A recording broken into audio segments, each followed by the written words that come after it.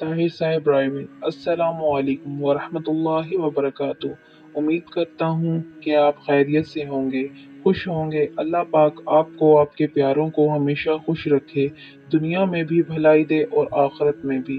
Video पूरी ज़रूर देखें। इमाम हम्बल बगदादी फरमाते हैं, एक दफ़ा मुझे इराक के किसी गांव में रात हो गई। मैं एक मस्जिद में गया, लेकिन चौकीदार ने मुझे वहां से निकाल दिया।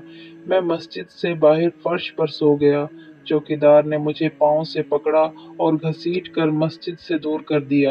ए खुदा तर्स आदमी मुझे अपने घर ले गया। वो शख्स चलते फिरते उठते बैठते हर वक्त इस्तगफार पढ़ता था। सुबह हुई तो मैंने उस शख्स से पूछा कि क्या आपको इस्तगफार पढ़ने का कोई फायदा भी हुआ? उसने जवाब दिया, जी हाँ, मेरी हर दुआ कबूल हुई, सिवाय इसके कि मेरी मुलाकात इमाम अहमद बिन हम्बल से हो जाए। मैंने कहा, मैं ही अहमद बिन हम्बल हूँ, और तुम देखो कि मुझे कैसे घसीट कर तुम्हारे पास लाया गया है।